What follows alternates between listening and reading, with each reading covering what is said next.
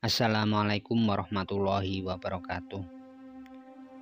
Berdasarkan keputusan Presiden Republik Indonesia Susilo Bambang Yudhoyono pada tahun 2008 mengangkat seseorang sebagai pahlawan nasional, seorang tokoh pergerakan nasional, tokoh organisasi Islam, dan ulama yang terkenal toleran dalam menghadapi perbedaan pendapat antar ulama tradisional dan pembaharu. Nah, berikut ini Kiai Haji Abdul Halim Majalengka, ulama pemersatu bangsa. Saksikan setelah yang satu ini, namun sebelum itu klik subscribe dan gambar lonceng untuk mengetahui video-video menarik berikutnya. Like dan share ke semua media sosial yang kalian punya.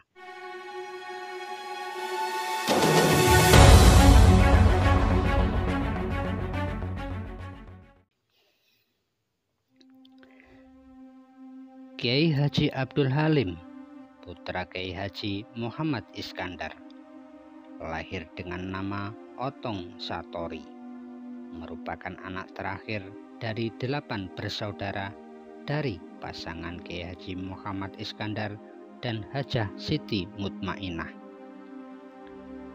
Selain mengasuh pesantren, ayahnya juga seorang penghulu di Kawedenan, Jatiwangi, Majalengka.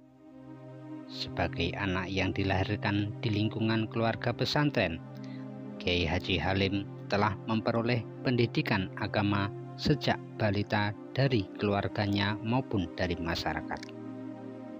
Ayahnya meninggal ketika Kiai Halim masih kecil, sehingga ia banyak diasuh oleh ibu dan kakak-kakaknya. Pada umur 21 tahun, Kiai Halim menikah dengan Siti Murbiah, putri Kiai Haji Muhammad Ilyas.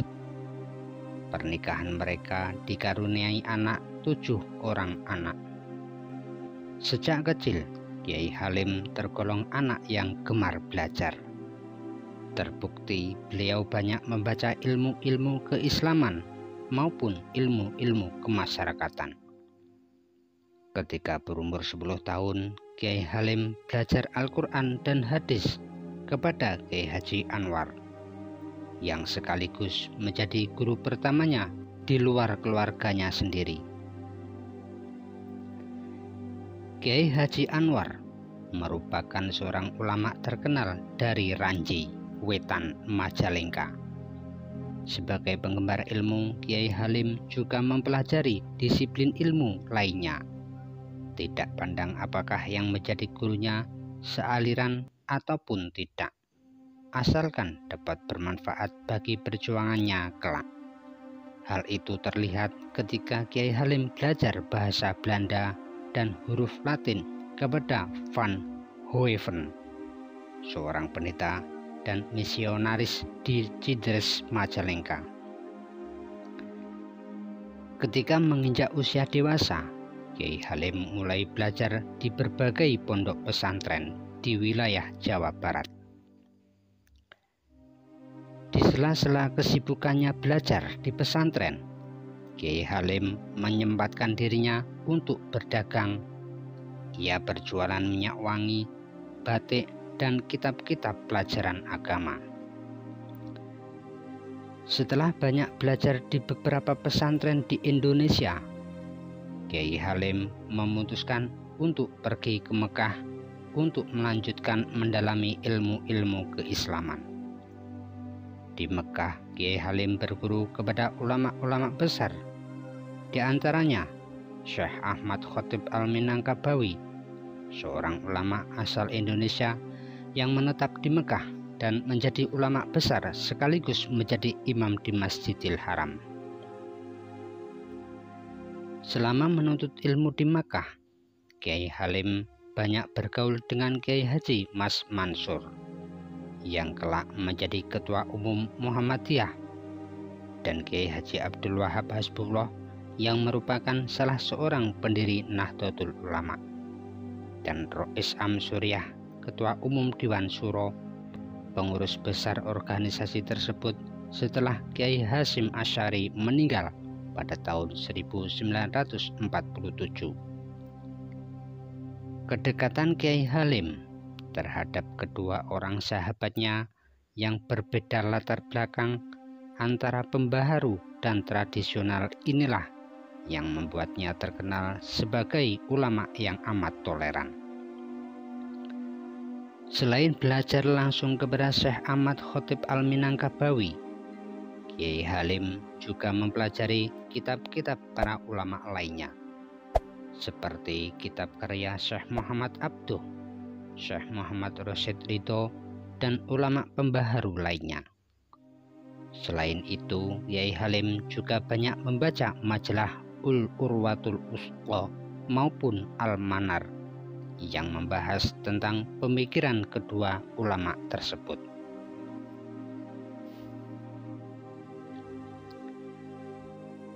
Terdapat dua peninggalan Kiai Haji Abdul Halim yang masih bertahan hingga hari ini, yaitu Pesantren Santi Asromo dan Organisasi Persatuan Umat Islam atau PUI yang bergerak di bidang agama, pendidikan, sosial, dan budaya. Santri Asromo merupakan pendidikan pesantren yang membekali siswa dengan keterampilan. Sang kakek menurut Dadah Kholidah memberi pesan agar anak cucunya menjaga santri Asromo itu, karena ketika beliau mendirikan Santi Asromo penuh perjuangan dan ujian. Hingga kini bangunan Santi Asromo telah berkembang dan berdiri kokoh di atas tanah seluas 12 hektar dengan fasilitas pondok pesantren, madrasah ibtidaiyah, PUI, SMP Prakarya, dan SMA Prakarya. Setelah 3 tahun belajar di Makkah, Kiai Halim kembali ke Indonesia untuk mengajar pada tahun 1911. Beliau mendirikan lembaga pendidikan Majelis Ilmi di Majalengka untuk mendidik santri-santri di daerah tersebut. Setahun kemudian, setelah lembaga pendidikan tersebut telah berkembang, Kiai Halim mendirikan sebuah organisasi yang bernama Hayatul Qulub, yang kemudian Majelis Ilmi menjadi bagian di dalamnya. Hayatul Qulub yang didirikan pada tahun 1912 tersebut tidak hanya bergerak di bidang pendidikan saja, melainkan juga masuk ke bidang perekonomian. Hal ini disebabkan Kiai Halim ingin memajukan lapangan pendidikan sekaligus perdagangan. Maka anggota organisasinya bukan saja dari kalangan santri, guru, dan kiai, akan tetapi juga para petani dan pedagang. Namun, organisasi yang bergerak di bidang dagang tersebut tentu akan mempunyai saingan dagang, khususnya dengan pedagang Cina yang pada masa itu cenderung lebih berhasil di bidang perdagangan, karena pemerintah Hindia Belanda lebih banyak membela kepentingan pedagang-pedagang Cina yang diberi status hukum lebih kuat dibanding kelompok pribumi.